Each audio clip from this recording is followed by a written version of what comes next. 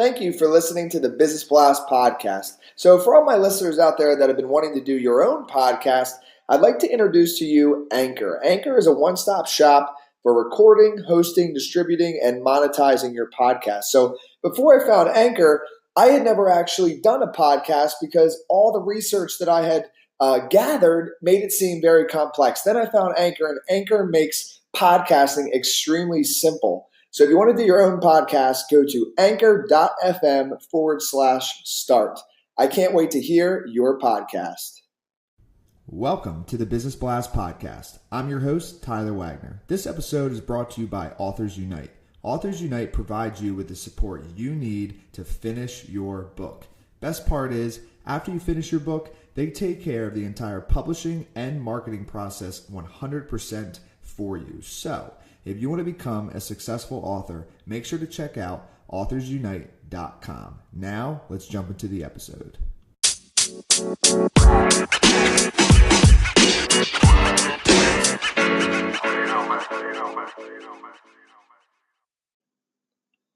All right, everyone. Welcome back to another episode of the Business Blast podcast. I'm your host, Tyler Wagner, and today I have Seth Hill with us. He is the founder of SWAYY, a fully insulated hammock company that aims to keep you safe from CBS.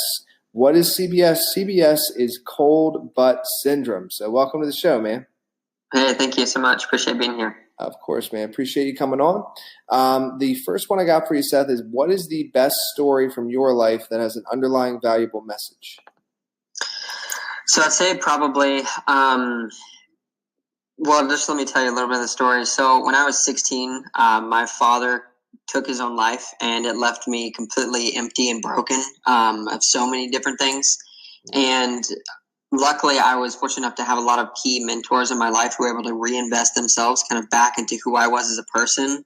And in that whole process of coming through, this terrible tragedy to finding something more, just the fact and being able to believe and realize that I was valuable outside of my own self. So, obviously I had a lot of issues from what happened. One of them being like being able to see a worth or a worthiness or a self-value.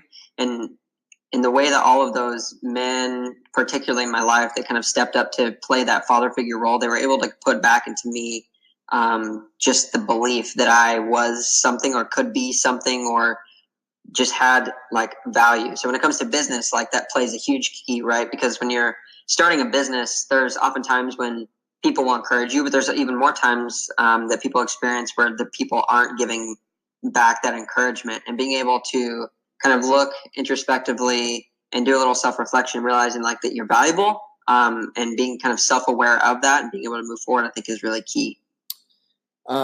Thank you for sharing that with us, man. The next one I got for you is what is the most valuable piece of information we should know that's within your expertise or industry? Oh man, that's a good question. So I would say, man, that is a really good question. I like it. Stumped. All right. Yeah. Can you rephrase it actually, or like say it again? Yeah. No problem, man. So we'll rephrase. I'm not sure. I'll try to say it again. So what is the most valuable piece of information we should know that's within your expertise or industry? So maybe, you'd want to talk about maybe some things about the hammock industry. Like how did you come up with your certain type of hammock? Yeah, so, just to answer that question at the end, how I came up with it, so I went camping with some friends, and I took a regular hammock. Now, so here on the East Coast, those regular hammocks, most people know them as an Eno or Eagle Nest Outfitters. It's basically just a piece of parachute nylon that people take and go hammocking in. And I took one of those, and I took a sleeping bag, threw that sleeping bag inside that hammock, and even in August, so August in Tennessee was pretty hot. I climbed in, and under the weight of my body, the insulation of that sleeping bag underneath me, in the hammock, it compressed and the insulation was rendered useless. And I got what we called, CBS or cold butt syndrome. So being able to realize like, wow, there was a need for something more, because a lot of the hammock companies out there, if you go and look, if you start to use hammocks as more of a way to camp, as a vehicle to get outdoors, you'll notice really quickly that you can get that cold butt syndrome. And a lot of those companies that make hammocks will sell you accessories. So they'll sell you the hammock, then they'll sell you the straps, and then to keep warm, they'll sell you this thing called an underquilt, and then a top quilt, and then you'll need a rain fly. So what we did is we decided to like include that all in one. So not only solving the issue of CBS, but being able to bring everything under one roof and one package, so you don't have to buy everything in separately. Because, you know, while from a business perspective, it may be really good to separate your products into like almost accessorizing them so you can have higher profit margins. But our goal there was, you know, solving CBS, but also like helping the end consumer not have to pay so much to get a quality night's sleep. Mm-hmm. Absolutely. Yeah. So then what is your best piece of overall business advice? So not necessarily industry specific. Yeah.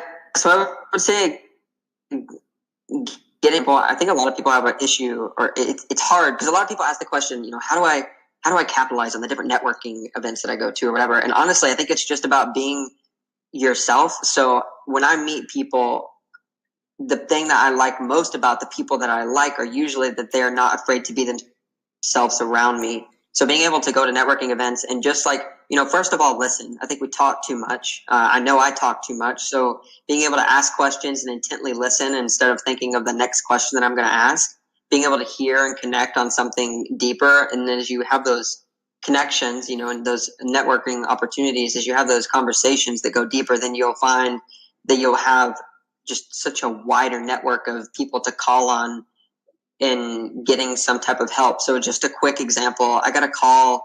I called one of my friends who is in the consulting industry. He worked at GE and doing all kinds of stuff. And I called him today just to ask him, hey, you know, like I'm having this issue with bringing on a number two or somebody else in the company who can help be my integrator. And all of that to say, like, he was able to offer me some great advice, but it was because of a key conversation that we had in a previous time at a previous networking event that he was able to offer, you know, some free consulting even. And then if you could give your younger self one piece of advice, what would that be? I would say probably, you know, don't be afraid to ask questions, even stupid questions. So if I've made it a habit now, even if like if I'm in a conversation with someone and I don't understand a word, even if it's a word that's thrown out there often, I'll just straight up ask them, hey, like, what does that word mean? Because, you know, I think being able to be humble enough to ask questions when you don't understand things is really important, because as a founder or whatever role you play in any organization, as you continue to rise, and I hope that everyone does, as you continue to rise, like being able to be humble enough to ask people that are, you know, seen as working below you for help is very key, because ultimately it's those people underneath you that get the jobs done. And then kind of going a little bit down a different path, in your opinion, what is the key to happiness? So the key to happiness is being content in all things. You know, I've been to different parts of the world. I used to live in the Philippines, in a, you know, newly industrialized country. I've done mission trips to India, Papua, Indonesia, because that's part of our mission at SWAYY. And going to all of those different places, like it just completely opens up your mind to the world at large. So being able to find that success, I think, is being content in all things, and being able to look and say, you know, there's somebody else somewhere else that has it worse. So why don't I push as hard as I can to make the world a better place, even for them or for whoever else? And what is the best book that you've read, and what was the number one thing you learned from that? So best book I've read would probably be Let My People Go Surfing by Yvon Chouinard. So he's the founder and the guy who started Patagonia. So that popular brand that we know for the outdoor industry. So the one thing that I learned from that book was it's okay to be an anti-typical businessman. So a lot of business books we read, like, they kind of define what business should be or what it is or what it used to be or what we think it's going to be. But being able to do things your own way, I think, is crucial, because that's what makes business interesting, is because it's a bunch of problems that we're all trying to solve, and no one company solves them all the same way. So I think that's what makes us unique. And then what is your favorite quote and why? So my favorite quote would probably be, let others be your witness for like good and evil, but never the standard of them. So going a little bit deeper, going through life, like, I think it's really easy for us to look up to people. And then when we look up to those people, it's easy for us to lose faith in them if they do something wrong. So I think that any good person has the capability to do something really wrong. Any good person, any bad person even has the capability or the possibility of doing something good. So being able to see examples in those people, but not follow them to such an extent to where if they did something that I didn't agree with, it would totally shatter who I was or the construct of my thinking, I think is really big. Well, listen, man, thank you so much for coming on. The last one I have for you before we let you go is, where is the best place for our audience to find and connect with you online?